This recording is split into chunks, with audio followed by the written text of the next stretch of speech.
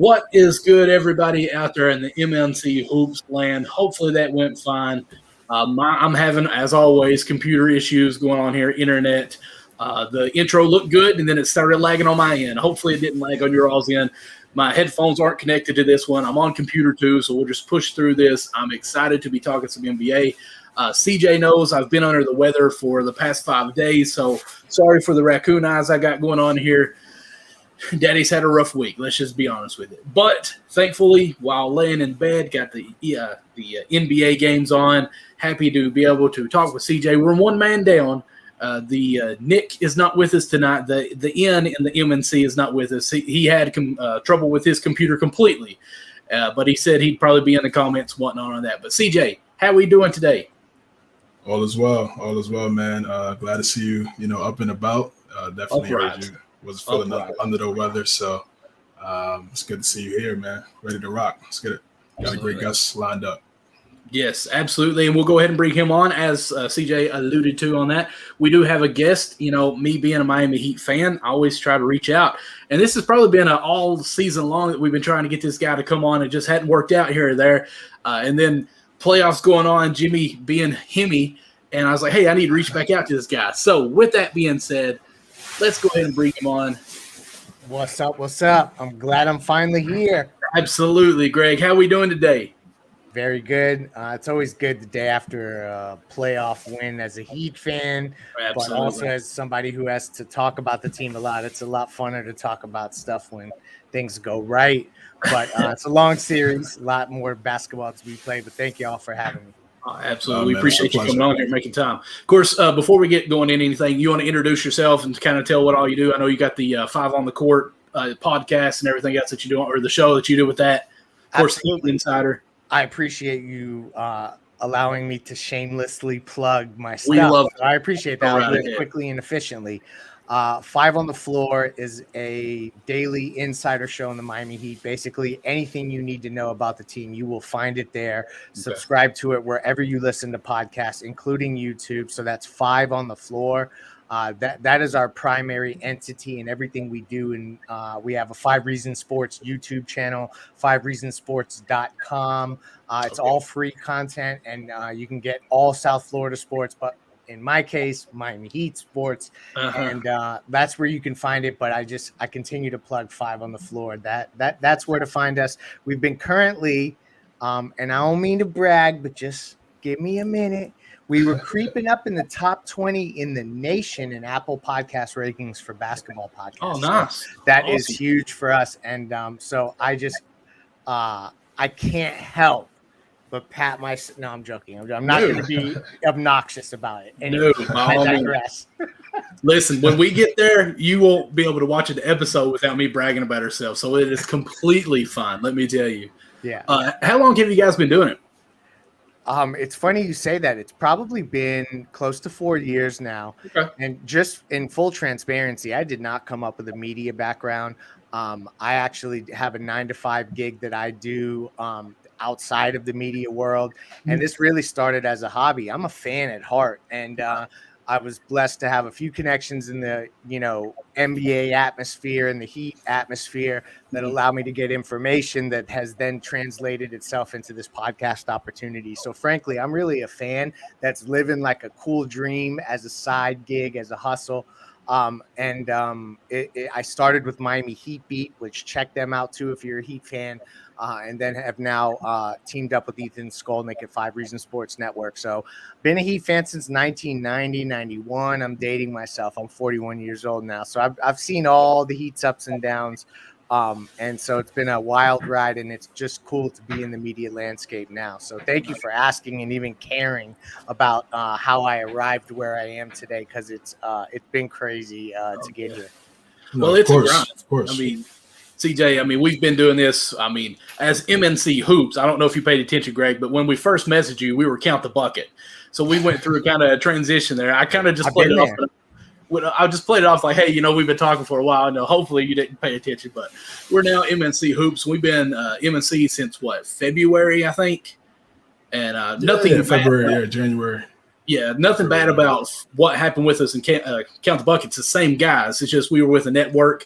And we wanted to branch out on ourselves and kind of bet on ourselves, really. And it made us be more active by doing that. And I feel like since January, February, we have grown the most by just being active with our shorts and different things like that. So that's why I was wanting to really kind of dig in there and be like, 4-year span, we're basically 4 months in, and, what lies ahead on us. You don't mind if I ask you any advice as far as to keep growing? Yes, absolutely. Now, I also will be brief because I know that this is just you and I talking shop, and the viewer may be like, this isn't something I'm getting into. But anyway, because I do think it's interesting, because I say for 4 years, but that's really since I've been on Five on the Floor and doing stuff at Five Reasons Sports Network with Ethan Skolnick specifically.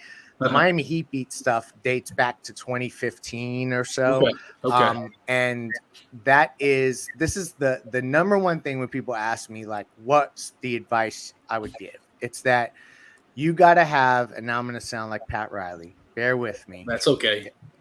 You got to have the guts on a random January, a regular season game that no one cares about. You do a show and you get 241 views. You got to have the guts to keep doing shows and keep doing it. And that's what I noticed with Miami Heat Beat, is that the consistency and always being there to broadcast and have perspective and to grow it and to analyze the way that you're doing it and continue to evolve. But the key is the consistency. Don't stop doing it. And so I can't emphasize that enough. And you guys, I love the fact that you have like a scheduled time that you're doing this show. Like, that shows that like I can rely that if I'm coming to this channel, I'm going to find y'all. Right. And so like I commend you for that, because I think that's a winning formula going forward. We appreciate that. Yes, we say 9 o'clock, sometimes 9:05, 9:10, but it's 9 at least on Sunday. Yeah. No, I feel you. Go ahead, CJ. I interrupted you there. You were saying something? No, man, that's great advice. Like, kind of like Michael was saying, we're just getting started. So, to have someone on a similar story to us and as a seasoned vet in that realm, we definitely appreciate it, man. We really do. Let's get into the NBA talk. Let's get into the NBA talk. That's why everyone's here. So let's transition right to your let's squad. Just go straight. Yeah, because unfortunately, CJ is a Knicks fan, so this is even better for us. All respect, all love. Of course, always. How are we feeling so far with Miami being up 2-1 against the Knicks? I mean, I think it would be disingenuous for me to say the Heat don't feel good, because even in Game 2 when Jimmy wasn't playing, it was competitive. So, I mean, now Jimmy's back and he appears to be okay. So, and now Quick may be out, and so that's a thing for New York. So, but these series fluctuate, like we're a sprained ankle away from somebody else being like, all of a sudden the series changes again. And so it's Heat Knicks. And for people who maybe weren't around back then, again, I'm dating myself, for old Heat Knicks series, you don't know what to expect. And I think that can translate here. It's 2 evenly matched groups. Jimmy's probably the best player on the floor. I think we can all come to grips with that part of it. But then the rest of the team is really, really, really evenly matched. Mm-hmm. And so I think that, unfortunately, because Jimmy is looking good, the Heat are probably going to continue to roll here.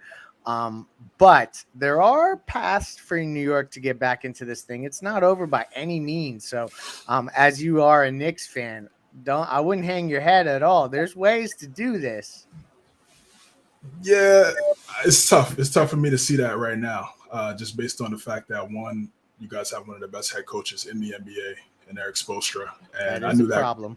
Yeah, it's a big win for us. Yeah, a big problem, and I knew that going in, just from a schematic standpoint, we were going to be out coached, and then also Thibodeau, as you know, when he was coaching the Bulls, and you guys went up against Chicago in the 2010s, just his inability to adapt throughout a series is an issue.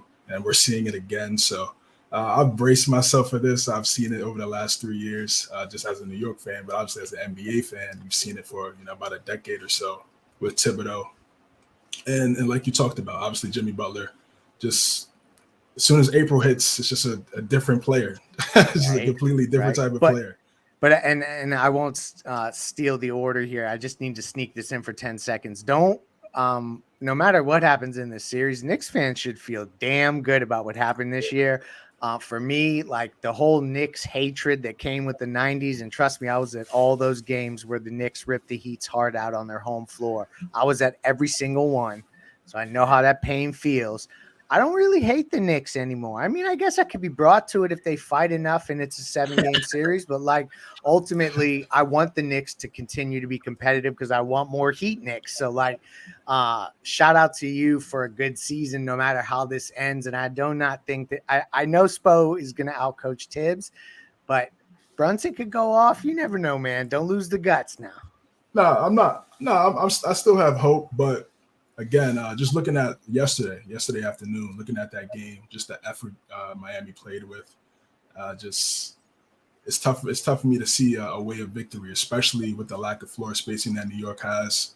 And you guys have done a great job in, kind of building a wall around Brunson, really creating a crowd for him. And he's already a smaller guy, so it's going to be tough for him to get those lanes, get to the basket. Bam is an all NBA type of defender. So that's going to be difficult with Jimmy throwing multiple guys at him, Caleb Martin, Vincent, Jimmy Butler, obviously. So it's been tough. It's been tough for sure. Can we get a W maybe back at the Garden? Possibly. But I just think right now you guys are just playing at a high level, especially off the first round and upsetting my Milwaukee.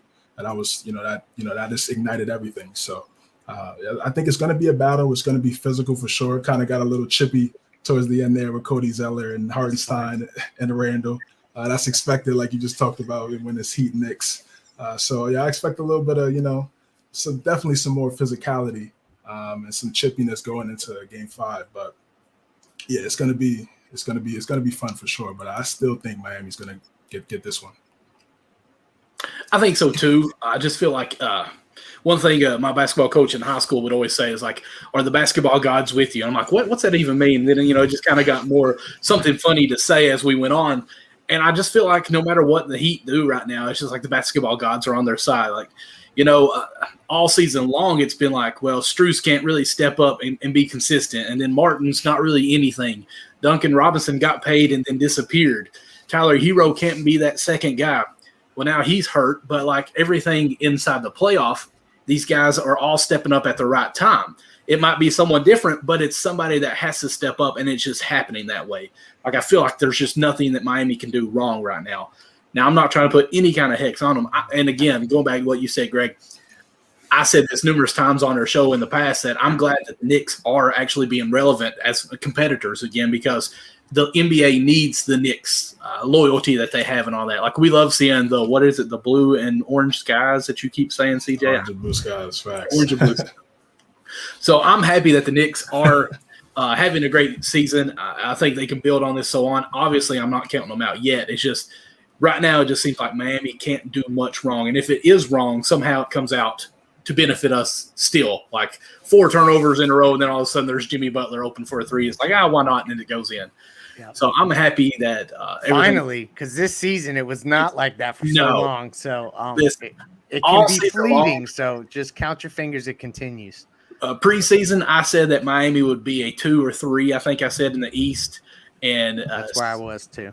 CJ and Nick was hounding me all season long. Like, where's the Heat now, Michael? Like, playing team. Like, I mean, we suck. But now Jimmy turned into Himmy because he is the man and leading the team. It doesn't matter what else happens. He's our leader that's taking us forth.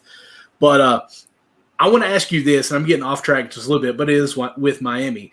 Nick is not on here, but he has hounded Haslam being on this team all year long. And I just want to hear from you, the insider, how important he is to this team. So I can rub it into Nick's face. We can clip that and say, Nick, you better watch this. I guess I would say maybe that a story would have more explanatory power than me just like saying why Udonis Haslam is who he is. If you were to walk around the Miami Heat locker room and you were to go player by player and you were to say, does Udonis Haslam bring incremental value to this locker room that impacts winning? And is he a part of this team in a way that even though he doesn't play a ton, he is has tangible contributions taking place on a day-to-day basis? Most players would be insulted by the fact that I even came up to inquire about such a ridiculous question. And here's the last thing I'm going to go to. So that's like a real life scenario that like you're asking the actual humans who are on the team playing the game. So it ain't me, it ain't you, it ain't whoever your homie is who you're talking about who ain't on tonight, who's always upset about Udonis Haslem's roster spot. We are at a distance. These are the dudes in the locker room. If Eric Spoelstra, Jimmy Butler, Bam Adebayo think that he has value to that team, who on earth are any of us to ask to act as if we are experts to even question it? And I hate to be so final that way and dismissive and almost seem flippant at somebody, but these are professionals at the height of they're the best at what they do. So at some point you have to trust that they're making the decisions based upon what's best for everybody. And so that's my take. There's my Greg talk that you came to today. But yes, if Spo and Jimmy are okay with it, who the hell am I to question? Absolutely. You heard that, Nick? You better be listening. My goodness. So who are you most surprised with in this finals run so far? Well, not finals, but playoff run so far. I love how you're projecting forward. I like that. Cocky Heat fan is back. I have been really, really impressed with Gabe Vincent and his shot making ability. Particularly, he's been efficient from three, not so efficient from two always, and he's been shooting a lot. But also, Caleb Martin just continues to be like, wow, this dude is a Swiss Army knife. He can do everything for the team. And Jimmy's been out of this world. So those are the three guys really. Kyle and Kevin are playing the roles. This is a team that has to have 7 guys that are doing good things. They're besides Jimmy going nuts. So like that's the element of it that's so crazy is Jimmy is raising these guys up, and I would say Caleb and Gabe are the guys that have stuck out the most for me. Yeah, CJ, both guys. No, yeah. And listen, 2 of the guys that you mentioned, undrafted players, and Vincent and Caleb Martin. So it just goes back to, once you buy in to Spoelstra's system, first defensively, obviously, and then everything else follows through. And they're benefiting from that. And Gabe Vincent's been phenomenal in this series. Even look at game 2 in the Garden, his ability to, like you said, create his own shot, hit some big shots, a couple 4-point plays in game 1. And in Miami, in the Garden. So this is what I expected. I mean, we've seen this over the last couple of years. It just doesn't matter who's on the court for the Heat. Highsmith as well gets some minutes. He's come in, knocked down some shots. So it's just if you buy into the system, you buy into that scheme, you're going to be successful. And I think that's just one starts with Pat Riley, obviously the Godfather, as people down there say in Miami. And then it goes down to Spoelstra, and then Butler, obviously, is the guy that makes it happen on the court. With that trio there, the 3 pillars for organization, you're going to be successful, and that's why you guys have been to 3 Eastern Conference Finals over the last 4 years. About to be 3rd Eastern Conference Finals in the last 4 years. Hopefully not, but yeah. We may be a little premature with some of our talk here, but the basketball gods, as you mentioned earlier, they're going to give us a pass on this one. Okay, because I'm on your show. I'll put in a call. No, I'm joking. I don't really know what else we can talk about on the Knicks and the Heat game, honestly. I mean, that's really kind of it. Anybody that you think needs to step it up from the Knicks to have a chance? I mean, again, Randall has to have a game that I don't know that he's capable of having right now, just because he's been really inefficient, and that's really the piece for them. And then besides if they have a crazy shooting game, other than that, I think you're right. We've kind of exhausted all the Heat Knicks stuff until the next game when we have more to analyze. Yeah, they've just been able to exploit everything that the issues that the Knicks had throughout the season. They were 28th in assists per game, low bottom of the league in 3-point percentage. And again, Spoelstra, he's going to exploit what you're not good at, and we're seeing that right now in the playoffs. Heavy isolation basketball for the Knicks, and that's just not when you have inefficient players like Randall, like RJ at times. He's been better in the playoffs, but Brunson has struggled, and he's usually the efficient guy in isolation. And now if he's not efficient, it just hurts the offense entirely. Mitchell Robinson's not able to get it going with the on the glass because Kevin Love's a rebounder, so is Bam Adebayo. So they're able to box out it's tough. It's just tough while watching our squad. I just feel like, again, Thibodeau hasn't really adjusted. I've seen some things schematically that could help us, maybe going small, bringing Bam out the paint a little bit, and kind of going it so Brunson could get some easier lanes to the basket. But we only see the Knicks go small when we're getting blown out by 25. That's the only time we see Obi and Randall at the 4 or 5 combination, unfortunately.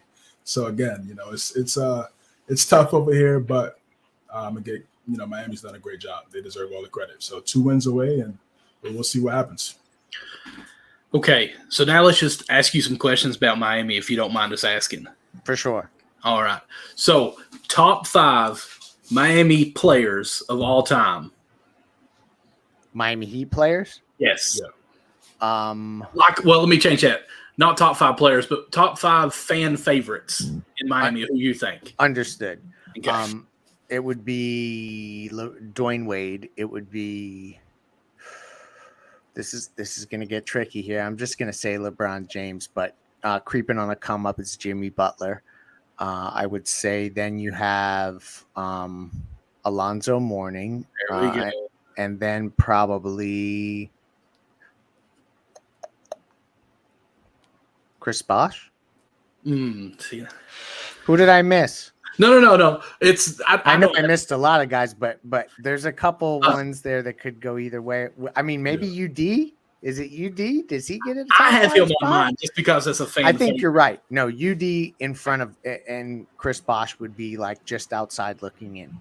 But CJ and Nick, they didn't have Haslam in there at all. Oh no, but he deserves to be in the conversation. They had Bosh, so you were agreeing with them. I was hoping, since you said your age earlier, because you're closer to my age, that Tim Hardaway might be in there, because I flirted with putting him in, but I was like, well, listen, my high school coach, my varsity coach would scream from the sidelines mid game and say, "You are Tim Hardaway," because I'd be trying to do killer crossovers when he's trying to run offense. Gotcha.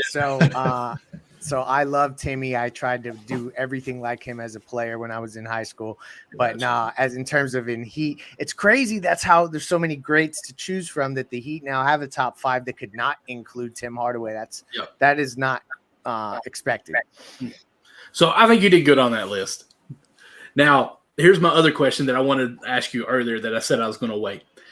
Again, CJ thinks this is completely crazy that Miami Heat has a jersey retired in that arena. And one of that jersey is actually behind you, I'm pretty sure. Mm-hmm. Do you have a problem with Jordan's jersey number being retired in Miami Heat? Well, because it was Pat Riley's decision independently, it had nothing to do with anyone else in the organization but him. Hell no, I don't have a problem with it because Pat Riley. But I can tell you a little bit more why. Okay. It has to do with that. I think initially, if we're being really honest, he thought he was going to start a trend. And he thought that number was going to stop being worn everywhere, and that was going to go up everywhere. So if we're being really brutally honest, that's what he was trying to get out in front of. But also, people have to remember what Jordan was at that time and how many great players never got a chance to win a darn thing because of him. And I think that it just had a lot to do with that. He was a cultural icon. When I was a young fan, I loved the Heat. I was the only kid at school with a Harold Miner or Ronnie Cycli jersey or Glenn Rice jersey. But I also had a Jordan jersey because, like, eventually the Heat would get eliminated, and I'm watching the finals. And Michael Jordan was, you're watching like somebody that's like he's larger than life. And so I still think that it's okay being up there, and I don't have a problem with it, but I understand where people get a little weirded out by the fact that there's numbers up there that don't correlate to Miami Heat players. It's not traditional. Yeah. Do you think the 23 will ever be retired? Probably not. I don't know that Jordan does enough in conjunction with the league specifically, other than own a team. And maybe owning a team is why he can't do these things that makes him the face of the league in any kind of way. So I don't think that that's going to happen where they retire it league wide. And I think if we were to, and I'm just kind of really speaking with you on this, just communicating. I don't even know where I'm going with all this, but I don't think they can retire it, even though I asked that, because that ends all debate on the LeBron Jordan at the moment thing. Like if we retire his jersey in every stadium, well, then you have to say he's obviously better than LeBron, and then you can't have that debate anymore. Yeah. And then everyone that thinks LeBron is better, then it's like, well, keeps the debate going, the content. Yeah. ESPN needs the content wheel to keep going. So, yes. We got to have something during the offseason to talk about. Exactly. The top 76 players next year, and then who's better, LeBron or Michael Jordan? One play defense, the other one takes plays off. You know who I'm talking about. But with that being said, CJ, you got anything else that you want to ask randomly about the Miami Heat? No, man. No, I think we kind of hit everything on the Heat Knicks. A little bit of Heat fan favorite players. Greg, when we get down to Miami, you're going to hang out with us, get us into the game, and have I wish I had those immense connections. Shout out to Ethan Skolnick for getting me credentialed, because I never thought on planet Earth that would be something that I'd ever get to do in my life. So, but if I ever do have them kind of hookups, I will keep y'all in mind. I'm a DM away. So I live in Kentucky. I'm never making it to Miami. It's fine. Yeah. You could have just said, "Yeah, man, I totally got you." Well, you want to hear the crazy, funny secret of this? I live in Charleston, South Carolina, so I'm nowhere near Miami, Florida. So okay, I do travel down that way quite a bit, but I'm based out of Charleston, South Carolina. Okay, awesome. Okay. Are you right by me? I'm right now. I'm in. I live in New York, but I'm in Beaufort right now. Beaufort. South Carolina. I know Beaufort very well. I'm not far. Yes, I got family over here, so yeah. So hit me up whenever you're around. I'm around. Right, there we go. The guy who loves Miami and the guy who loves Knicks going to a Hornets game together. My corporate career took me to Charleston, South Carolina, and so here we are. But it's still fun that I get to cover the team from afar. Absolutely. All right. Let's transition to the next series in the Eastern Conference. Two teams that Miami Heat are very familiar with, the Boston Celtics and the Philadelphia 76ers. Crazy game this afternoon, winning the overtime. Greg, what was your thoughts on? What was your thoughts? Yeah, sure. Thankfully for you, definitely. What was your thoughts on this game and the series so far? I want the Sixers to push the Celtics and give them hell as much as possible, just because I'm not scared of the Sixers. Frankly, I don't know how scared of the Celtics I really am either, if Jimmy is in this mode. But I just want Philly to extend that series, and tonight they did that, even if it was ugly, even if they almost squandered it away, even if Joel Embiid looked weird towards the end of the game, like Al Horford had figured him out a little bit, which is not supposed to happen to an MVP. I'm glad that now it at least is going to go 6. Possibility it could go 7. That's good for Miami. It's good for everyone to get rested. Jimmy's ankle to continue to feel good. Bam's hamstring to continue to feel better and better, so he could jump in the air the way that we're accustomed to seeing him. So yes, I want that series to go long. I think Boston will ultimately win, because I never, ever, ever believe in anything that the Philadelphia 76ers are trying to accomplish. So here we are. I think we are on a collision course for Celtics Heat Eastern Conference Finals Part 2. Part 3, really, actually, but there's just a weird year in between there. But yes. Yeah, Part 3, yeah. Michael, what's your thoughts on the series so far? First 4 games. Greg, I think you said it best. No matter who wins the series, it's great for, I'm going to say, the Knicks and the Heat in this, really, to let them battle out as much as they can. You're right. I'm surprised Philly even got one game. Now that they've got the second game, it's astounding. I don't know what I'm trying to say. It's crazy that they've got the second win. I believe everyone thought Boston would win it and probably in 5 games. They might get one when Embiid came back. But when I say didn't win one, I thought they wouldn't win one when they did. Let me say it that way, because they only had Harden, basically. Harden went to Vegas, came back, must bet on himself and went crazy or something. I don't know. But so, yeah, that this series is now tied 2-2 after a 116-115 final in overtime. I don't even know what to make out of this series. You get one game where Harden is just dominant. The second game, Boston shows up and says, hey, you're not going to win this anymore, basically. It kills them, I think they won by 20 or something like that. That's with Embiid back. Now it's the second game, and they take an overtime, and they win. So, what's going on with this series. Like, let's just enjoy it as Knicks and Heat fans. Let's just kick back, raise our feet up, eat some popcorn, just watch them battle out as long as they can. Hopefully someone comes up pretty bruised, whoever wins, and then we're fresh on to the next round. So well said. I want to say Boston still wins, but it being tied 2-2, I don't know. I don't even want to make a guess. But Boston's by far the better team. Exactly. Yeah. Yeah, I feel like the Celtics are definitely the better team. Even when Harden scored 45 in game one, it was a close game, went down to the wire, hit the game winner, 2 game winners, and both of the wins for Philadelphia. So that it's his consistency. You know, we're gonna dive into the Lakers a little bit. It's similar, same thing with Anthony Davis. It's, what James Harden are we gonna get each game? You know, if we get tonight and game one, it's going to be a 7-game series because he's just as talented as, Embiid and JB and JT for the Celtics. So it's going to be a battle for sure.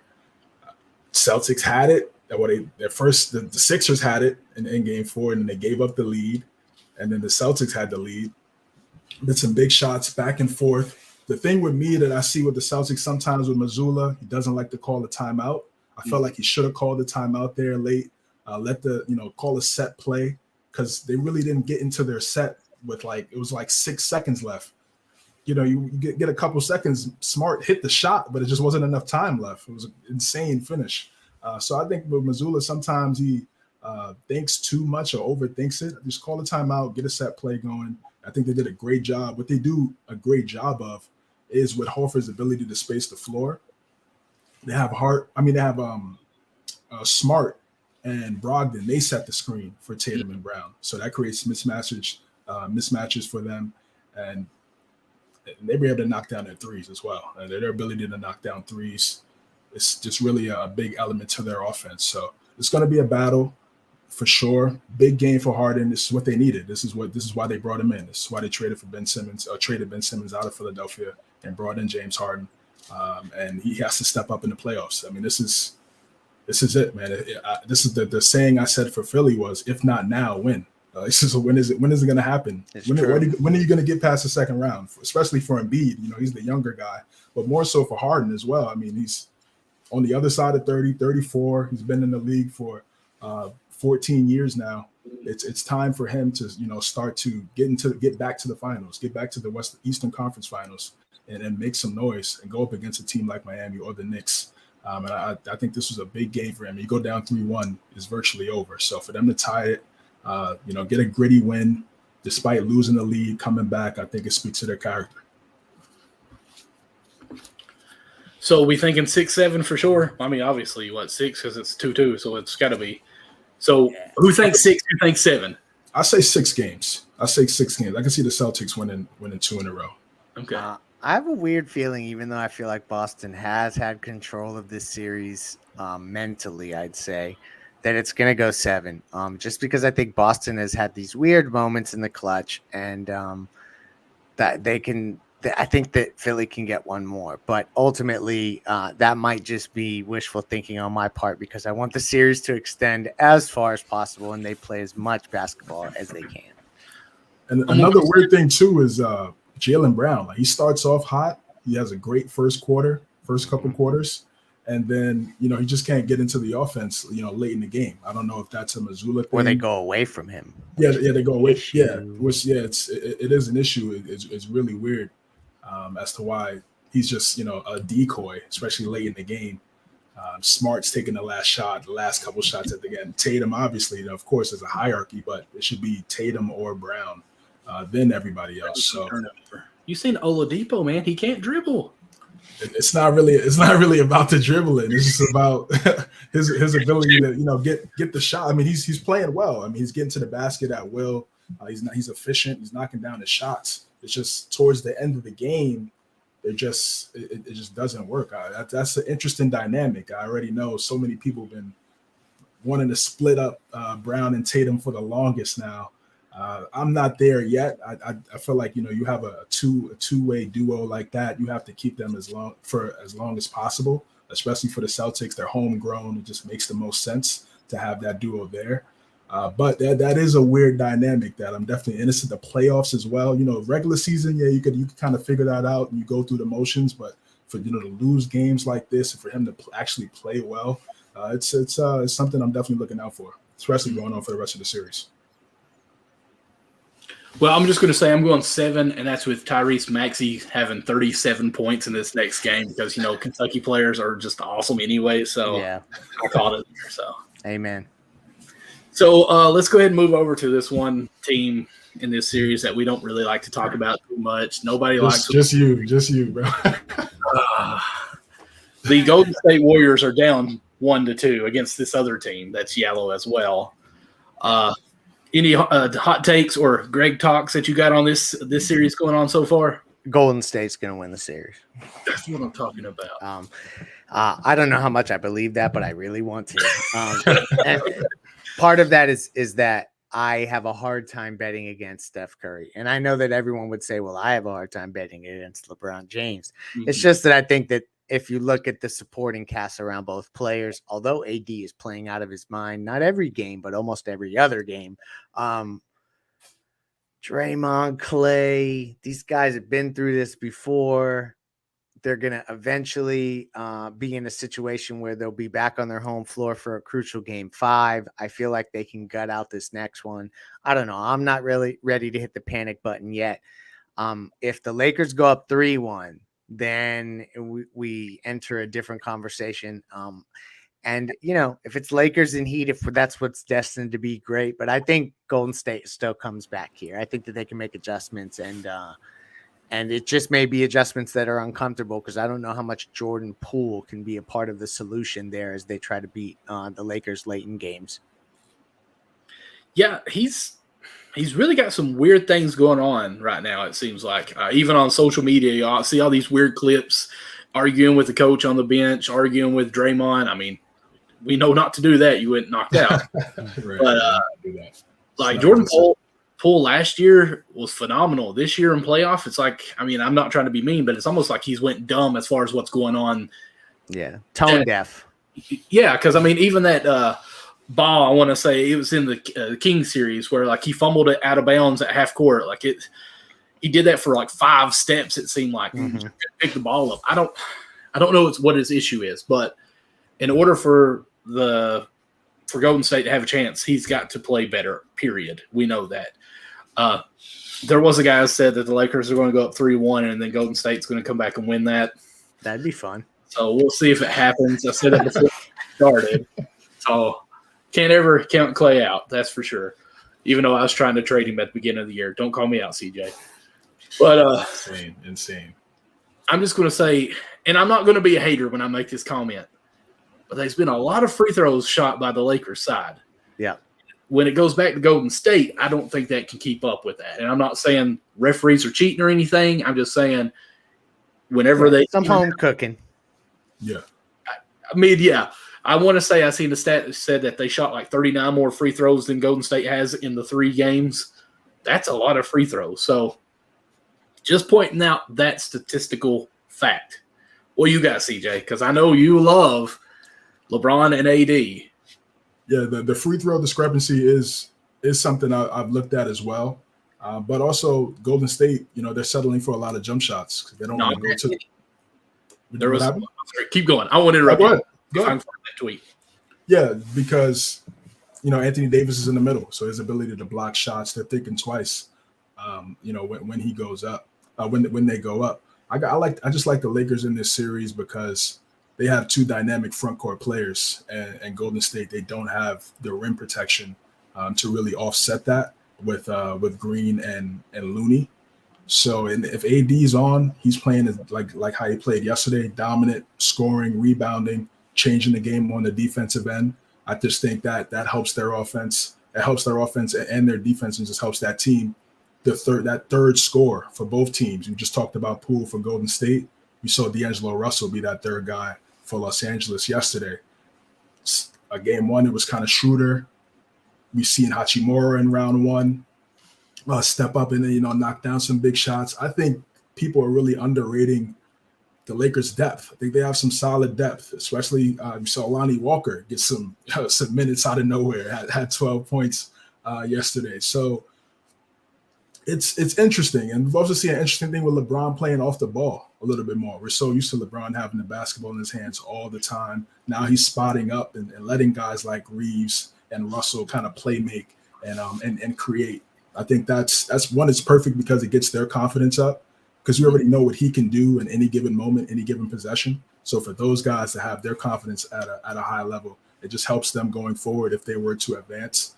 I just like the versatility and the defense that they have, and they can really stop everybody at the perimeter because you already know you have a game changer in the middle with AD. So if you just stop stop Curry and stop Clay and make those shots difficult, it just helps their team. So I like the Lakers in this one. I had it going 7. So this game tomorrow is paramount for Golden State. They have to get this one done. And they have to find a way. They have to get that third scorer. Wiggins, Poole, one of those guys have to have a really good game tomorrow if they want to, definitely keep the series alive. So I found 2 tweets that I want to call out to you here. One is from the Dr. Guru, which is straight up basketball stuff, and I don't know what he's sharing, but it looks like Basketball Reference. It says the Lakers and Warriors have identical numbers on drives to the basket per game this playoffs. They are both at 35.1 drives. So, I mean, they're actually both driving the same amount in the whole playoff.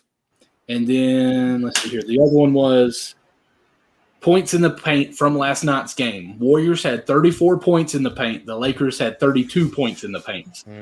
Free throw attempts, Lakers had 37. The Warriors had 15.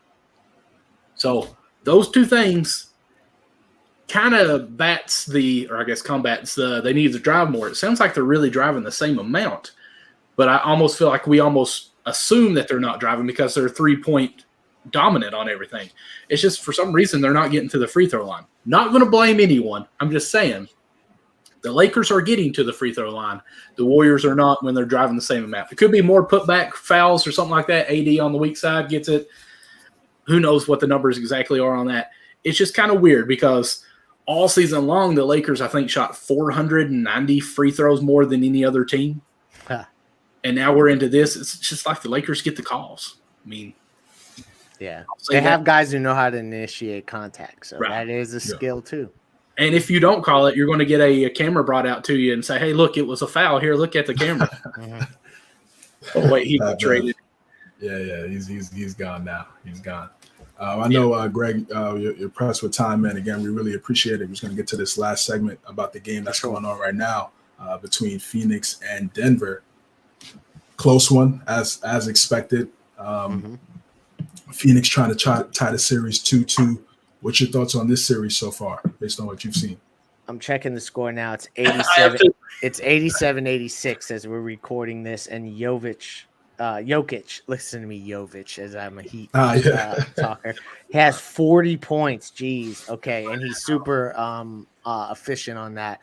This is a huge game for Phoenix. They can't lose this game. If they lose, this game is over. They need this. Because of Kevin Durant's greatness, because of Devin Booker's ability to score in bunches, I am not going to say that I'm never going to count Phoenix out, but I will say they really should get this one here. And I ultimately think that Denver may end up finding a way to squeak through this series. And I did not say that before the series started, but the way that I've watched the 2 teams play, Denver appears to be getting into their stuff a lot more, whereas Phoenix is trying to just conjure up whatever offense they can. And sometimes it's just on broken plays and great shot making by their best players. I think it's more sustainable to run offense. Denver's doing that. So that's where I think ultimately that they'll get it done.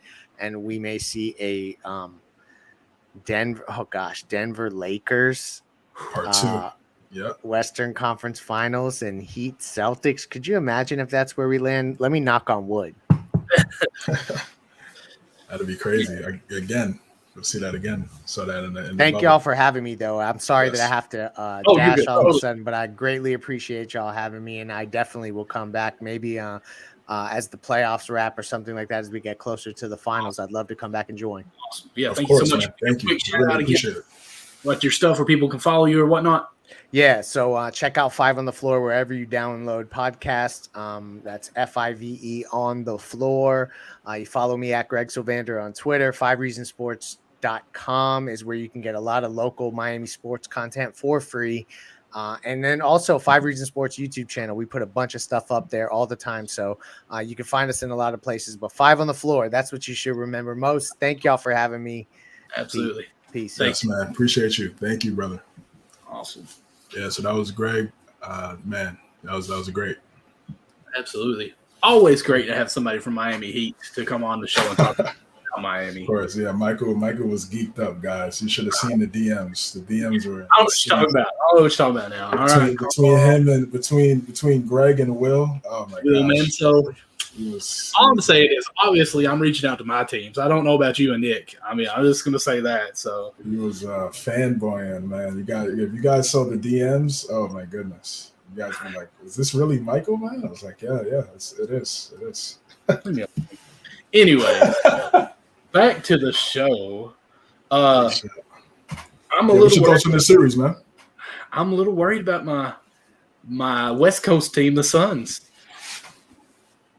As I was trying to look for the stat on Twitter on something about when I was talking to you with the Lakers, apparently there's an incident where Jokic pushed a fan. So I don't know what exactly went on. It wasn't just any fan. It was the owner of the Suns.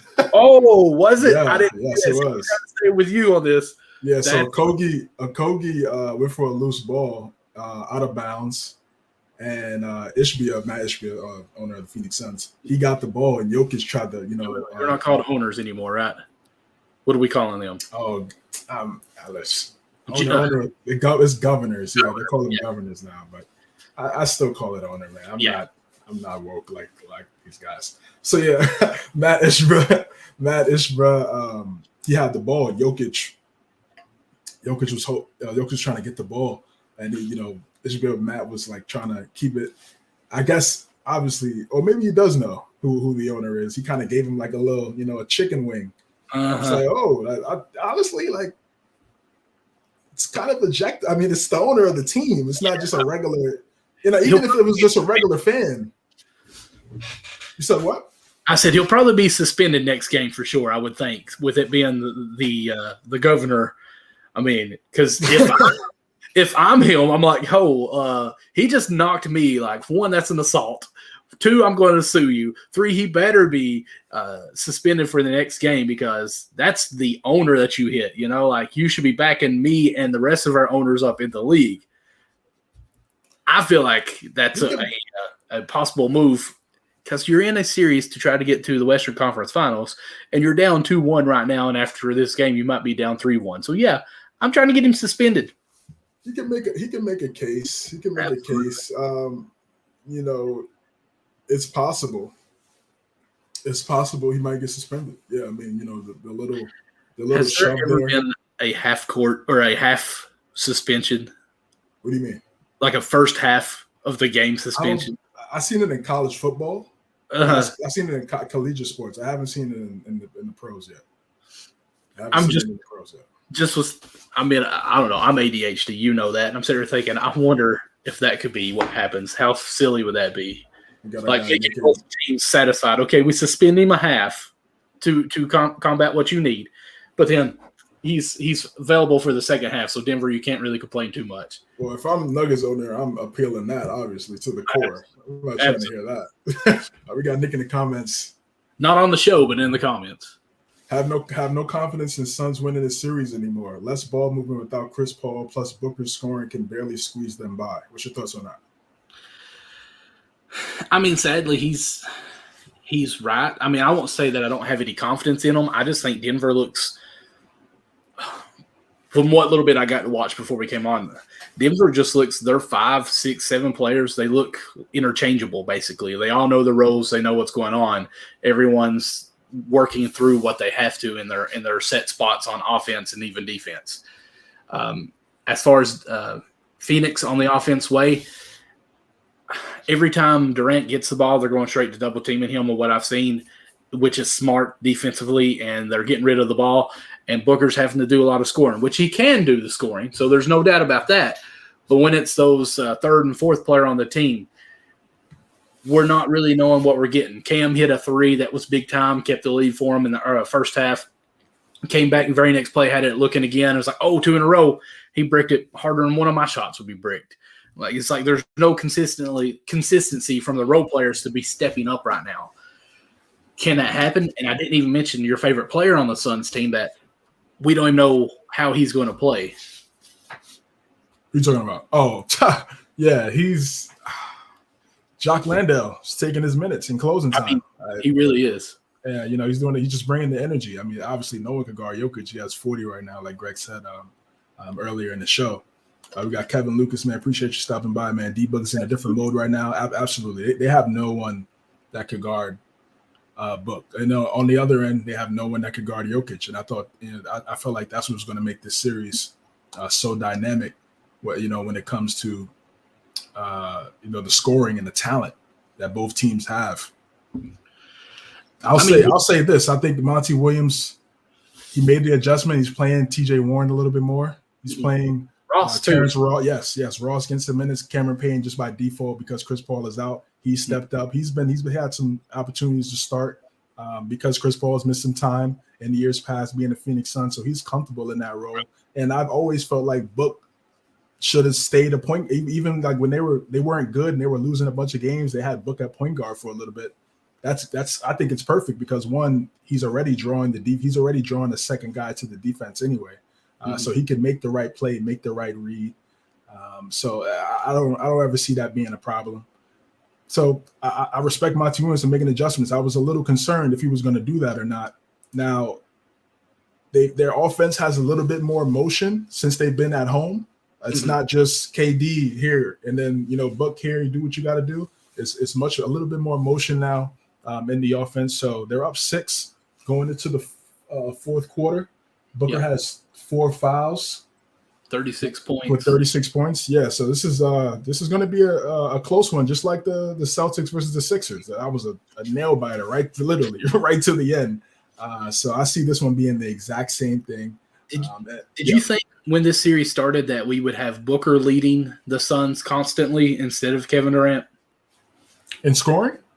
I mean, right now, 27 points, 10 rebounds, and 6 assists Durant has 27, 10, and 6, when Booker has 36, 5, and 8.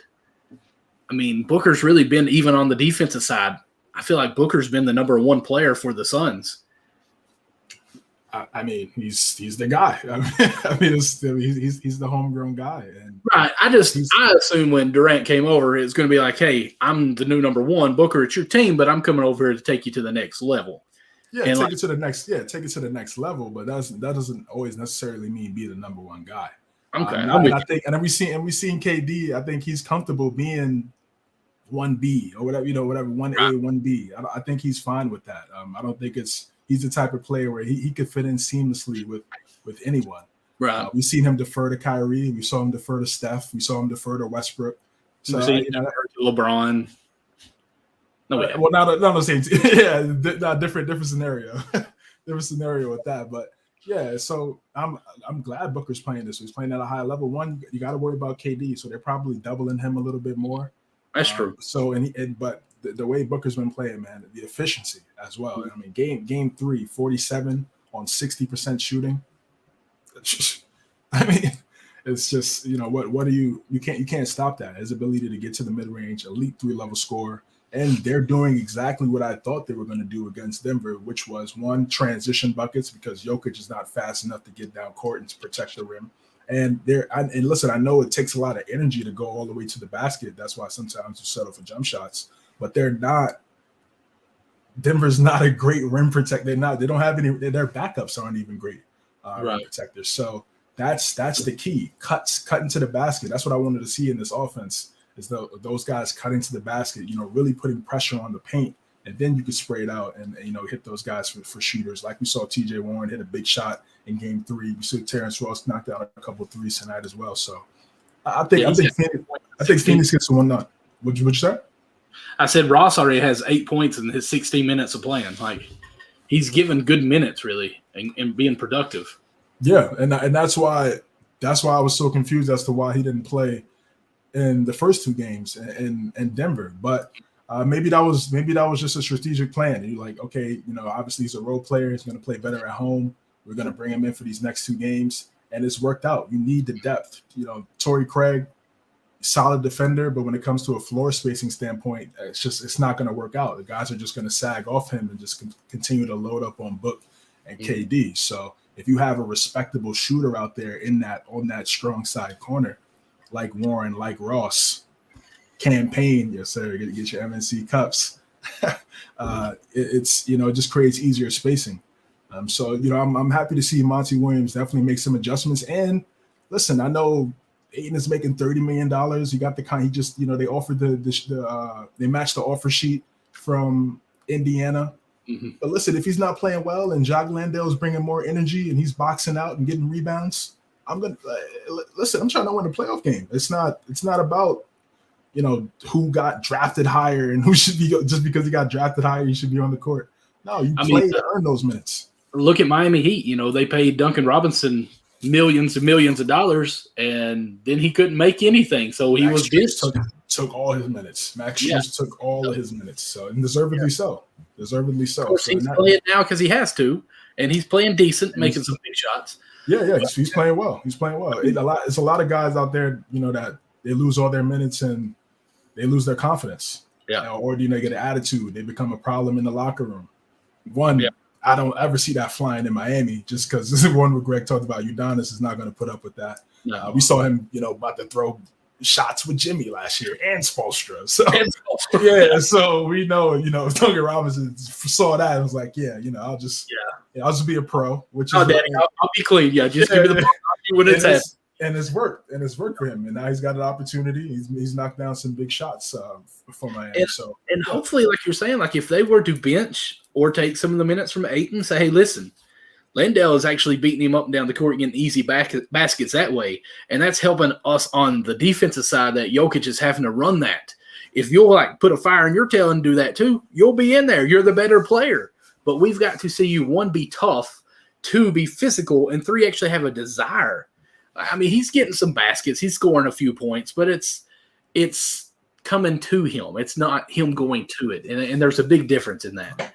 Yeah, that's my problem with him is that this is the thing. It's, man, like later in your career, you're gonna be like, wow, I didn't do enough, and I had KD and Book on my team. And Chris Paul, and that's what makes it so frustrating for me. It's like I don't care about these guys. I don't care about these guys, like what they do. But it's just like, as a basketball fan, I'm like, man, you're a number 1 pick. And in your 5th year, you're playing with 2 of the greatest scorers in the NBA today. And sure, you're not getting 18 shots. You're not getting 19 shots. But what else can you do on the court to help the team win, right? This is what you care. You went to Arizona, University of Arizona. You've been in Arizona pretty much the last 8 years. I think he might be from there. I know he has Bahama ties, but I think he's from Arizona. So it's like, man, this is a dream. You know what I mean? So it's just, he just picked up a tech. It's just, I don't know, man. Yeah, it's just weird. It's just weird. It's going to be a 30, what I should have been. I hope not. I mean, he still has a lot of, he's still 24. Wow. Well, if he's on his 5th year contract, really, he's 24? Well, he signed the extension. Okay. Remember, he was 1 and done, so he was 19. So yeah, he's 24. Okay, yeah. So he's been in Arizona for like 6 years, then, basically. Yeah, he's been in Arizona for like 6 years. So it's just so I don't get it, man. It's just like, bro, you're running with KD and Book. You can't box out and get an offensive rebound. It's like you just got to be the workhorse a little bit, do the dirty stuff. You don't even have to do that much. Like, just be physical. Just be the Draymond. Go crazy. That's all we want. Like, every rebound's yours. Go get it. It's just weird, man. It's just weird. You're playing 30 minutes a game and you get 7 rebounds. That's just effort. It's just effort. Like, when you're a coach and you see that and you're looking at the box score at the end of the game and your starting center has 7 and the opposing center has 19. Like, it's like, what are we really doing? I mean, personally, as a professional ball player, I would take that's basically calling me weak. that my counter partner on the other side has that many more rebounds compared to me when I should be boxing that guy out, you know? Like, Almost 3 times the amount of rebounds you got. Do what? I said Jokic has pretty much almost 3 times the amount of rebounds Ayton has. Right now? No, not right now, but I'm saying in game. Oh, yeah. The last 2 games. Yeah.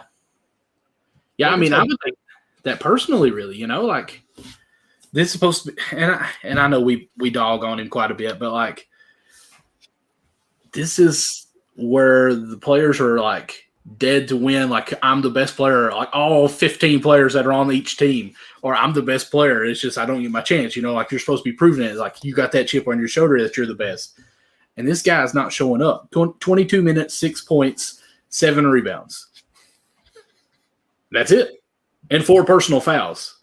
He has 1 block. I apologize. He's got 1 block. When you got Kevin Durant, who is by far top 5 of scorers on offense that can take anyone to the hole still at this age, has 29 points. It's a lot more than that 6. 10 rebounds, so he's leading your team in rebounds, who's supposed to be your scorer, and he also has 6 assists. Like, instead of points, Ayton, worry about just leading in rebounds. You're the big guy. Just do that, and the points will come to you. If you bust your butt on offensive boards, you're going to get those points. It just doesn't make any sense to me, man. It really doesn't. It really doesn't, man. You should be grateful. You should be grateful, man. Landale has 5 rebounds in 18 minutes. And that's what I'm saying. He's taking his minutes. He's taking his minutes. Monty Williams trusts him. He trusts Jock Landale. He just does. Has 6 points too. So he has as many points, 2 less rebounds, and an assist in 4 less minutes of play. He just wants it. He just wants it more. And there's a $29 million salary difference, but you couldn't tell. Or you can tell. you could tell, but you shouldn't have to. It should be like, man, really? Yep. If I'm Phoenix, if they do lose this series, obviously he's going to be the most talked about guy in Arizona. Yeah. Because one, new ownership, right? So he doesn't have any personal ties or a real connection to Ayton like that. And if I'm a new owner and I have fresh eyes and I'm looking at you, I'm like, whoa, this is our start. I'm playing this guy $30 million to play like this. Are you kidding me? I'm gonna ask you a question, and I hate to even ask you this, but I'm gonna take your little pause that you do to make it so dramatic on this. All right. Would Dwight Howard be better on this team than Ayton and what he's doing? I mean, I feel like he would bring some more energy. Yeah, I don't know how much Dwight has left in the tank. I mean, he's 38, right? So, but can he go out there and get 6 rebounds in 22 minutes? I think so. So, yeah, I think he could definitely do that. I mean, he did a solid job in the bubble, and I know he was 35 back then, right? But he was definitely solid. Him and McGee did a great job against Jokic in the Western Conference Finals. AD really was a help defender back then. Right. So, and it was less physicality on AD. Didn't have to bang with Jokic like that in the middle. So, I mean, seriously. And of course, I'm a little biased on this other person, but you could go out and sign Cousins and Howard for cheaper than what you're paying Ayton and get more from product. You would get more. You would get more from. You would still get more from Cousins. I agree, but the only thing for Cousins, the pick and roll defense. Right. Yeah, is it any better with Ayton? Yeah, true, but it's you're right. But then you get 2 of the same players. That's why I feel like Landale. He's more athletic. He's moving his feet a little bit more. Again, Jokic has 40. So, but it's just the effort thing. He's trying very hard. Right. And that's what coaches want to see. When these coaches, they watch film, that's what they're looking at. They're looking at the effort. We know how gifted Jokic is, but are you making those shots difficult? Right. Are you boxing out? Yeah, he gets the rebound over you, but are you still being fundamentally sound and getting rebounds? And that's how he's playing. And right now, it looks like Phoenix is about to pull away and get this one, man. Good. Up 9 with 5 minutes left. Hey. See, look, Landale, look, in the closing lineup. This is what I'm saying. That is, I mean, that's awesome for him too. All right, yeah, you're good, bro.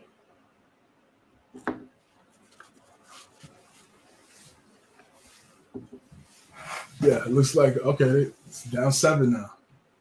You mean up 7, right? Oh yeah, Denver's down 7. My bad. Yeah, okay.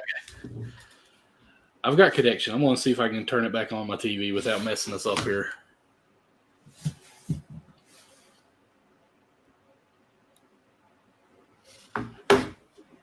Especially since ain't that much time left. Come on now. So many pop-ups. Yeah, but this is Jokic at 46. Sheesh.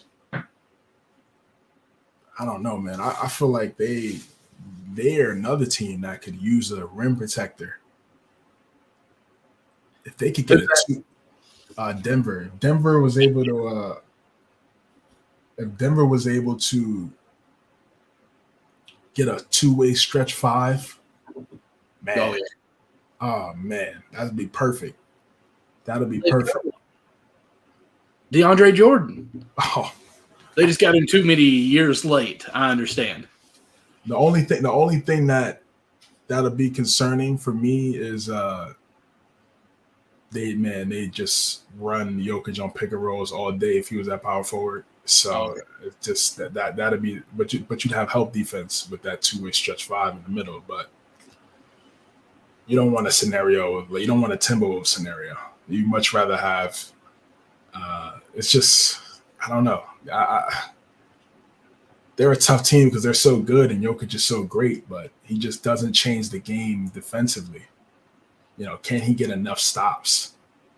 So. Yeah, that's the only issue. I'm still trying to pull up the game on my phone here. I apologize. No, I don't want to watch the Dallas Stars. You a hockey fan, Any? I've heard you and Matt talk a little bit about hockey.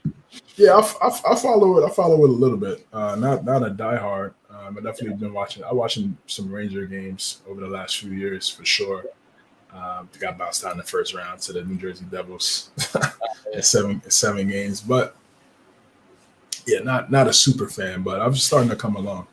So it reminds me, it's like football on ice, and lacrosse. Big fan of lacrosse. So. See, that's one thing that's not big at all. Well, actually, both of them are not big at all here. It's either football, basketball, or baseball. We do have wrestling now in our area. Soccer's kind of picking up. I say picking up. We got 2 county high schools or 2 schools in our county. We consolidated probably 10 years ago now, but we used to have 6, and we consolidated down to 2. One school, by far the bigger school, they got soccer, probably had it for 4 years now. The other one don't want it. Wrestling is at the bigger school as well. Volleyball, that's about it. Okay. Well, golf too. A little bit of golf. Yeah, it's a lot of space out there, man. A lot of land. Definitely. We do have bass fishing teams as well. Too? Yeah. Okay. I mean, you can't be in Kentucky and not really have a bass team or something like that. Fishing team. Yeah, that's essential. It's an essential, man. Okay, I got the game on now. All right. I'm feeling all right now, CJ. I think we're good. Hey, there you good. All right, bro. This too has passed. Oh, man. This guy. I'm probably a little too forward, and I apologize. I'm an open book. You can always ask me anything, and I don't care to share. Nah, you're good, man. Oh, guys, I thought I was going to have to bail a second ago. My stomach was hurting a bit, and I've said earlier I was sick a little bit, but I think we're all right now. He's good. He's good. He's good, guys. We're good. We're going to make it through this game. We can do this game. Murray. Sheesh. And, I'm glad you said Murray because I wanted to talk about this earlier and I didn't. I think now we can officially say that Murray's bubble run wasn't a fluke. Like Murray is Murray. Oh, yeah. He just got hurt. He just got hurt, after the bubble run. And you tear your ACL. That's a big thing, especially as a guard where you have to move and be shifty. That was a big loss for them. What time you got? I got a 415 and counting. 415? Dang it. I'm at 455. For what? 455. Damn. Yeah. I'm going to refresh. I just now started up. Oh. Nah, you missing like all the good stuff, man. Murray for 3. Oh. I see why you're 3 now.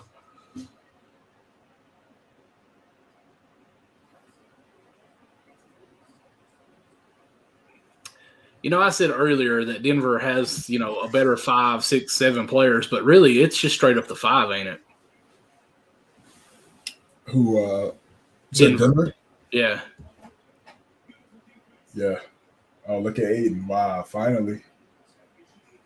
Jokic has the ball on my end. Ooh. Aaron Gordon just spun. Spin cycle, I guess. Is that what they say? I'm too old.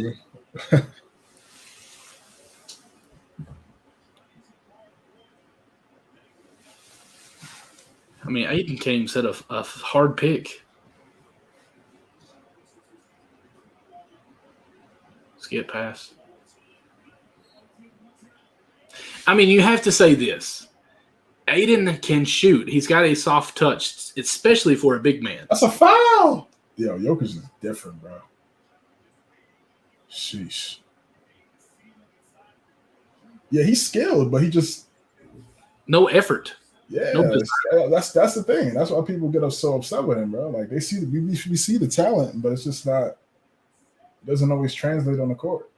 Because he's probably got one of the highest free throw percentage shooters as a center. I say in most bigs, as he missed that free throw. As I said that, I love Jokic how he takes off running. That head looks like a chicken. Yeah, just the efficiency by Book and KD, bro. That's the thing that makes them so dangerous. It's just the efficiency, bro.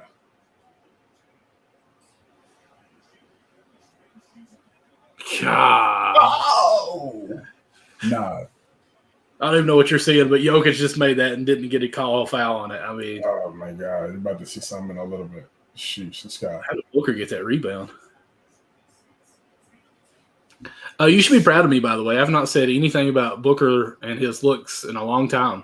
That's great. That's great that you. We're on a new level. I'm trying to do better. Yes. I'm glad to hear that. I'm glad to hear that.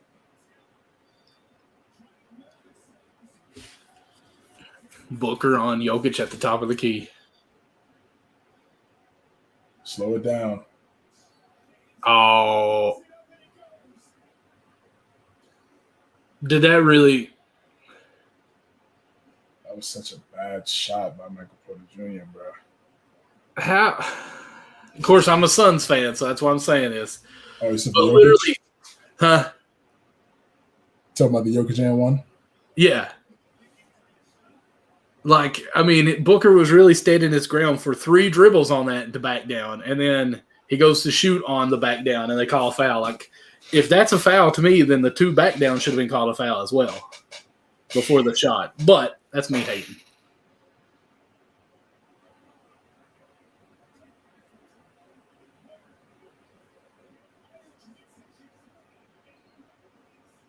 That's a big rebound. They call a foul? That's a big. Nah, they didn't. Yeah, they caught a foul. Well, on my TV, they just caught a foul on Gordon on that Durant rebound, that air ball rebound.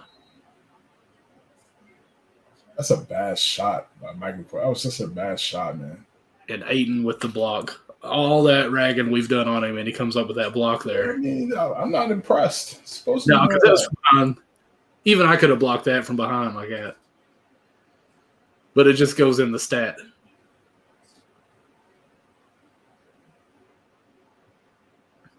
With that double screen that they're doing, I'd almost like to see Ayton instead of rolling just go straight up and screen for Kevin Durant too. Yeah, but sometimes Kevin he pushes him away to get the ISO. No. I'm saying like they're doing a staggered screen, Kevin Durant, and then Ayton for Booker. Oh yeah, yes. Yeah, exactly. Set a flare screen for KD. Yeah, I agree.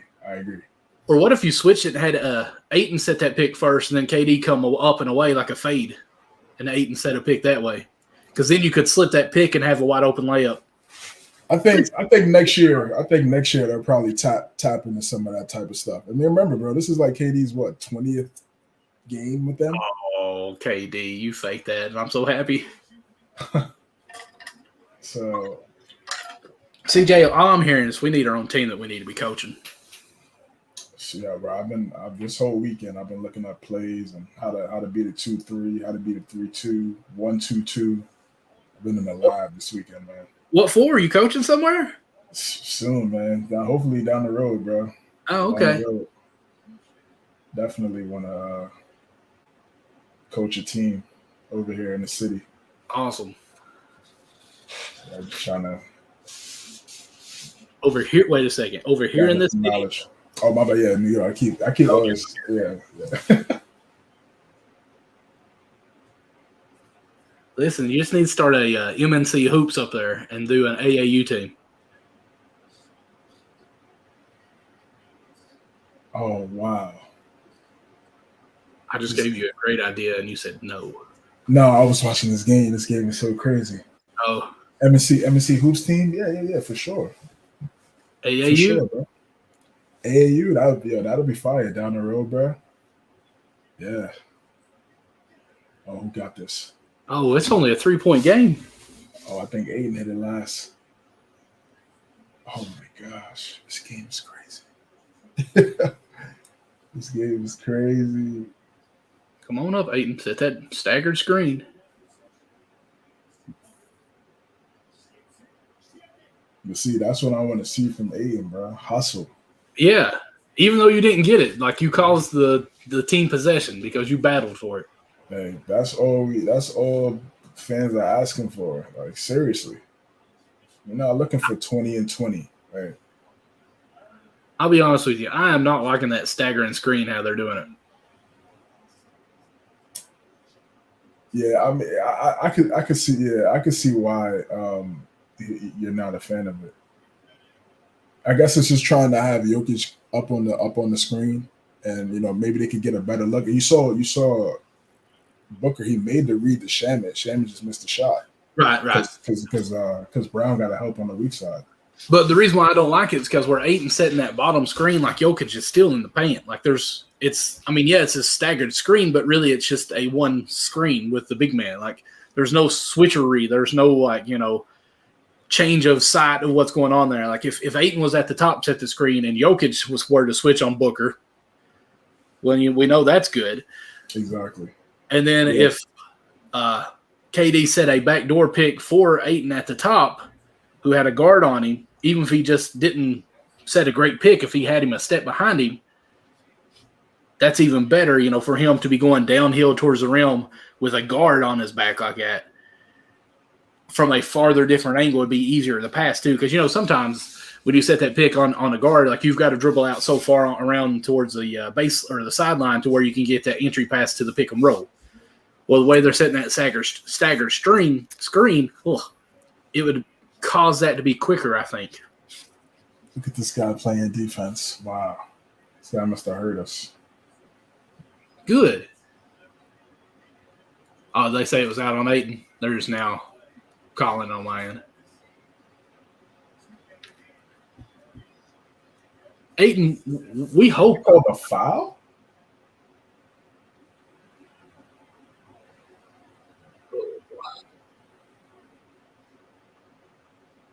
Oh, jump ball. Wow.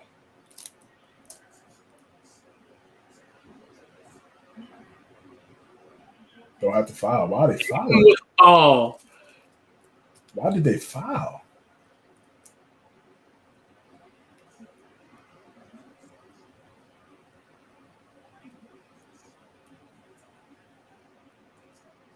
If I'm Monty Williams, I'm showing this last 2 plays of Ayton in the locker room on replay, just constantly. This is the guy we need. Seriously. Like, if they just get this right here. Because, all that was determination. That's all. That's effort, man. I'm telling you, man. It's not that it was skillful or anything like that. You just knew that you were switched on Murray, and you had to play defense there, or you're about to get screwed. Just short crowd, bro. Yeah, I can see this series going 7, bro. Honestly, I think this series is going 7 games. Because both of these games, this game is close. Yeah, each team's strong points, the other team's weakness. Weakness. Weakness, yeah. Well, I don't want to say weakness because that makes it sound like they're, not as good, but they're lesser strong point. There we go. Yeah, each team has flaws, bro. Well, I mean, Murray is a guard, and I'm trying to say, like, the Suns, they're guard heavy basically, or their playmakers are backcourt. I'll say that, even though KD basically plays a 4, but plays as far as the backcourt. And I think Murray is just as good, so I don't want to say that he's the weaker because of that, but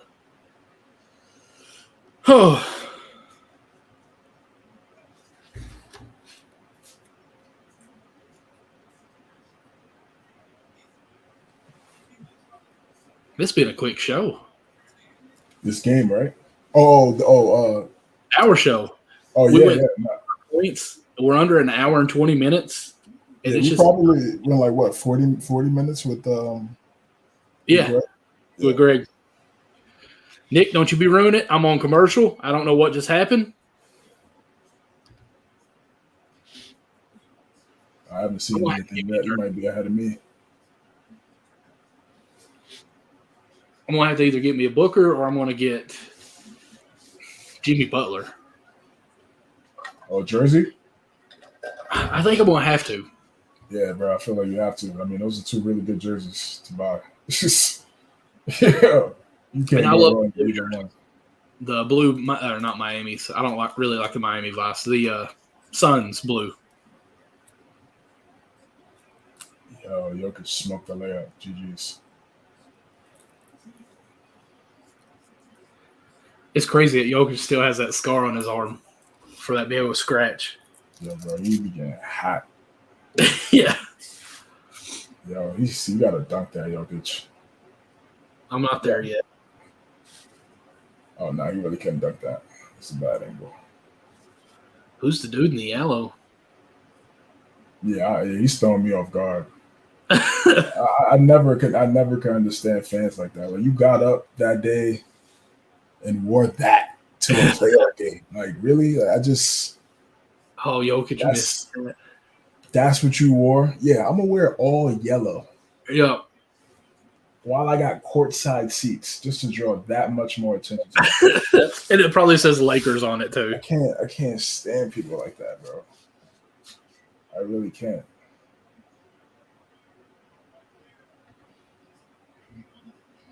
Now Ian want to dap up CP3. yeah. Now you my guy. Now last Friday, that was nothing, man. Wicked stuff.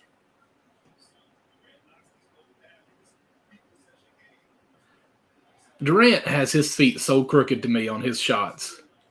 But most shooters are doing that now. Like, I was always taught, toes to your object you're shooting at, Right. 1 foot back a little bit. But Kevin Durant's are like pointing over to the corner of the 3-point line. Bro, he's probably at a young age. He's probably just like, this is what works for me, and he just stuck with it. Yeah. Just never changed it.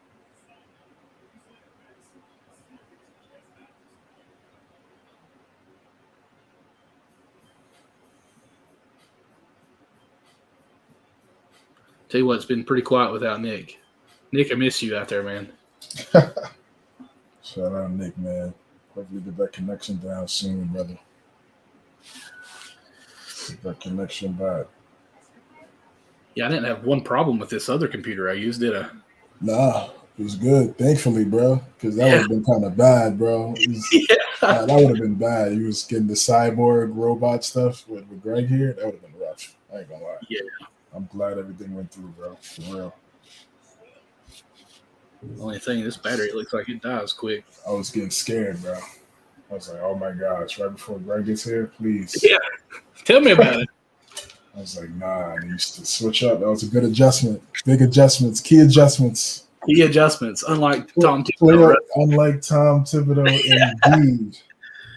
Unlike Tom Thibodeau, indeed. There we go. Now we charging up. Oh, Move my camera, got my window in it. Thibodeau's out of here after the series, bro. You think so? I believe so. Check this out. 3 of the last 4 head coaches that won the championship in the last 4 years have been fired. Only one that's kept their job is Steve Kerr. Yeah. Nurse, Budenholzer, Vogel, all gone. So, for New York, it's could you even say don't overthink it. What happened? I was going to say Boston's coach that got fired. Yeah, but Well, he did. But he did that to himself. Just like, or just never mind. Is that Cameron? Wow, that was Cameron. Cameron at the Suns game. OBJ. Yeah. I know Jokic was sick. I think he had 50. Listen, he's not a great rim protector. I get it, but everything else, right? Top tier, man. Sheesh. I mean, he just threw a chest pass to half court like it was nothing. Yeah, this was a big win for Phoenix, man. Big win. Who is it in yellow? I don't know. I couldn't. No, that wasn't. That was somebody else. It was somebody else that was in yellow. It was like a different. It was on the other side of the court. Oh, okay. I thought it was the same one they went to right then. Because I was just like, what is this guy doing? 36 tonight, 14 to 18. On my floor, he shot 80% on Friday. Wow. Sheesh. So, can Golden State tie it at 2-2 like everyone else pretty much except for the Knicks? Yeah, bro. We're going to see. That would be fire if all four games tied 2-2, but the way we're set up, I don't see that happening, brother. Gotcha. I don't see that happening. Scott Randall. That's a Kentucky guy you can't claim. I claim them all. Nah, bro. Can't do it. Can't do it. 4 for 15. Barely. 4 for 15. 4 fouls. He's not our best player. Not even close. Not even close. His IQ, man, it's his IQ is rough. It's a rough watch. Watch him play. Really I agree. And I understand. I hate it, but I understand. It's a rough one. A lot of it I blame Tibbs because our offense, like Tibbs' offense makes him look like that. But then also it's him too, and shot selection. Like he every time he sets a screen, he never rolls to the basket. He always pops like he's Dirk. Like, he'll set the screen. They'll get the switch they want. He'll never drive to the basket. He stays on the perimeter. His IQ is shot. Right. And then defensively, don't even get me started. Don't even get me started defensively, man. You saw the game yesterday? I watched a little bit of it, yeah. Man, Jimmy drove right. And Randall was supposed to be there for help defense. He just looked at Jimmy and won. Really? I'm just like, bro, if you're gonna help defender, help. Yeah. Especially if it's Jimmy Butler too, because there's no one else that you really have that can be much of a driver on that team, you know? That's what I'm saying. Right. Like that should be like mentally. That dude has a Sonics jersey on. I'm pretty sure I just saw a fan with a Supersonics jersey on. And that's another thing. I hate when fans wear jerseys. They go to a game and don't wear the jersey of the teams that are playing. What are you doing? Stand it. I think I had this conversation on Backstop Banter with Connie one time. Like, I can go to any sports game, and it's mostly baseball, and there's somebody randomly with another team's jersey on. That's why earlier I said the guy in yellow probably got a Lakers jersey on. Like, why are those idiots at these ball games? Like, hey, I'm going to Cincinnati Reds. Let me bust out a Yankees hat because they're playing the Dodgers. It's just to spark conversation, just so somebody could talk to you. I know. I really think it's like, oh, I'm definitely a baseball fan because look, I have a baseball team hat. Let me go to this game. When they probably got invited to the game, they don't even know who's playing or anything about them. It's just so weird to me, man. It's like, bro, just wear casual clothes. If you're Yeah. if you're neutral, just wear casual clothes. Like, Or buy a jersey when you get there, or a shirt, or a hat. Heck, even one of those finger foams. Buy one of those. Don't just wear a random team jersey. It's weird. It's weird, bro. Those are my pet peeves. Going to a game, man. I can't stand it. That's a rant right there. It makes no sense. It makes no sense to me. It makes no sense to me, bro. And they're just got everything on. Completely different than the other two teams, bro. Hat, jersey. I'm just like, wow. How do you feel on this one then? Because, I see this quite a bit, especially with Reds. Like very old past players on the team. Like you go to a Reds game, you'll see people with King Griffey Jr. jersey, which that's iconic of a player. So that kind of I'm okay with. Or a Pete Rose. But okay, he's been gone for 20 years now. Well, 15 years or so. Like, okay, it's kind of get up to par with us. I don't have a problem with that one too much because especially if it was a great player. That's that's like saying to a Bulls fan going into United Center, yo, you can't wear a Jordan jersey. It's like, you know what I mean? So I get the retro, and then, if the team is not good and you really don't want to buy a jersey of the player on the current team because you don't know if he's going to be there long enough to to have a sufficient jersey. I get keeping it retro.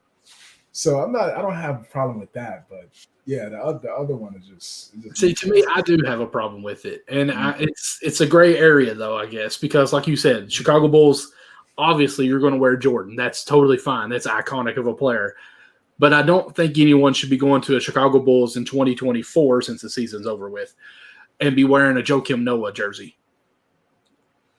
Yeah, I mean, listen, time's hard too. That's also a factor. That's also a factor. That's probably I probably don't got it like that right now. I'm gonna rock this Joakim Noah jersey. Those were the good times. I mean, if you ain't got it though, should you be going to the game? Yeah, I see that side too. I see that side too, bro. I really do. It's interesting. It really is.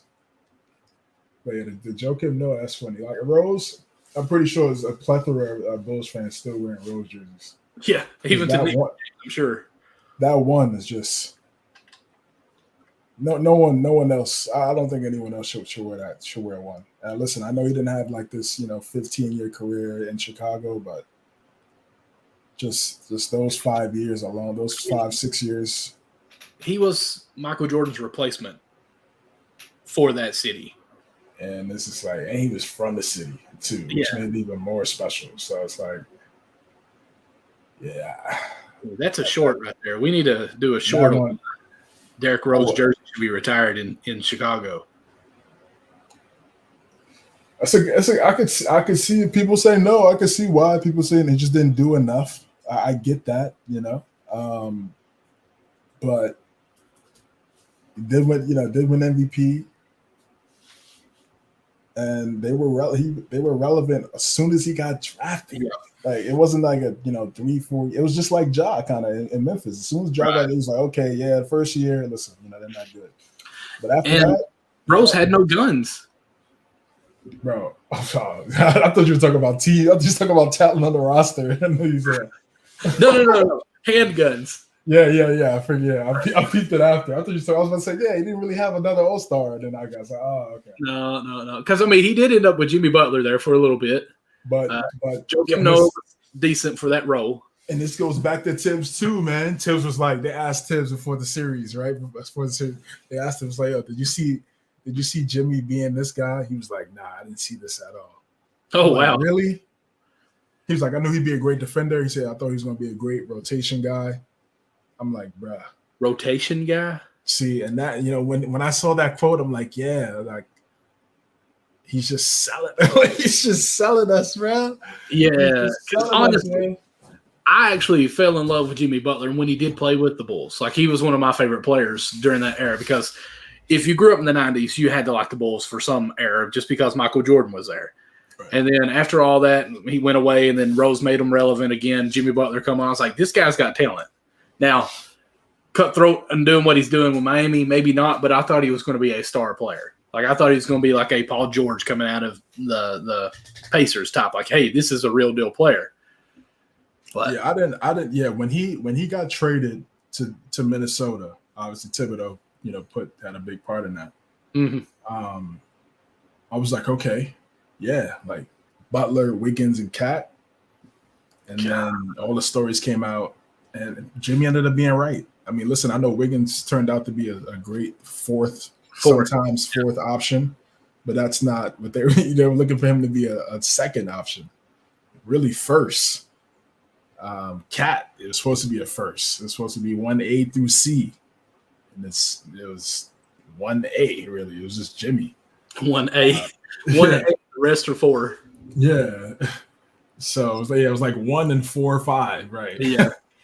And it's just, I didn't see this, man. I didn't see this from Jimmy, bro. Like, I knew Jimmy. Like, even like my boys, we would do like 2K leagues, the My League joints. Uh-huh. My friend, he's a Bulls fan. He'd always draft Jimmy in like a fantasy online draft. Uh-huh. And he was like, "Yeah, I need a defender. I need that wing because he was locking up. Like, that was his calling card. That was because that's the only way you could play with Thibodeau. Is you got to play defense, right? And he was locking up. And I was like, yo, if he develops into a scorer, him and Rose, watch out. And then, everything happened. And it was just like, oh, man, like we got robbed of that. Yeah, we really did. That was a nice era. Yo, Rose and Jimmy in Chicago, you would have been a Bulls fan. Oh, yeah. Yeah. That duo would have been crazy, bro. And Joakim Noah was good at his role. But it wouldn't even have mattered who they had. Like, bro, they still would have been going right now because Rose is still 34. It's just the mileage. They had one guy because I liked him. He was a big, tall, white guy, 44, I think, and could shoot the 3. Movovich or something like that. And I was like, Petrovic. Their roles almost fit well. Mirotic. Yeah. Because Joakim Noah, who didn't care to do anything but rebound and pass the ball and set screens and cause chaos with whoever. Mirovic was a good stretch 4 that could shoot outside. That way Rose could penetrate all he wanted to. Butler was knocked down when he needed to be and could drive as well and played lockdown defense. Like, they all knew their role, and they were good. It's just Boozer. Absolutely. Forgot about Boozer. Yeah. Dang. They had a solid team, man. Dang, man, he got hurt way too much. Actually, I liked their team when there was Ben Gordon and Kurt Heinrich, like that 08-09 Bulls team when it was John Salmons. Like John Salmons, Todd young Taj. Remember Tyrus Thomas? Yeah, they had a was Tyson Chandler there? Josh Gibson really good with the Bulls because he came off the bench and gave him great minutes in the beginning. Yeah. Well, yeah, he came up. Yeah, he was a backup to Joakim, and then Boozer. Yeah. So yeah, and he ended up. He had a great career. Mm-hmm. He's from New York, from Brooklyn, so had a hell of a career, man. Yeah, that 08-09 Bulls team. They had some solid players, bro. Yeah, they had young Noah, rookie year D Rose, Ben Gordon, Heinrich, John Salmons. Vinny Del Negro was coaching that team back then. That's before Thibodeau came in there. Yep. That team was good, bro. That team was the goods. Remember when they took the Celtics to 7 games in the first round? That first round, Ray had 51 in Game 7. Sheesh. Yeah, that's when Ray was on just. That's why I know people talk about Clay, and I get it, right? Clay's, but if Ray played in that offense, curtains. Because his ability to remember Ray was putting the ball on the floor and all that in Milwaukee and all, like He was a problem. Yeah, he was in a dunk contest once too, wasn't he? Yeah, he was. I mean, he was with the Bucks. Bucks. Yeah, he was. He went to the Supersonics. He was just a shot creator. That's when the three started falling. He went to the Seattle. I'm gonna ask you this, and the only reason I'm asking this because somebody had it on Twitter, I think. Excuse me. Switch out Ray Allen with Kobe Bryant when he had Shaq. Would they still win a title? No. Okay. Nah, bro. Because Kobe brought people forget about Kobe's defense. And his mind. Yeah, people forget about the defense, bro. People really sleep on Kobe's defense. That's the one thing I feel like people underrate when they talk about Kobe, bro. It's his defense. Nah, I don't think so, bro. You mean just one championship or three-peat? I just said one. Oh, one? I mean, Shaq was Shaq was that good. And listen, he played with Wade and Hardaway. He went to the finals with Hardaway, won a chip with Wade. So maybe one, but not dynastic? Nah. Hell no. Not a chance. Not a chance. But Ray was good. Mm-hmm. Ray was great. He was great. Well, listen, I think I am going to have to hop on off here and get ready for bed. Sure.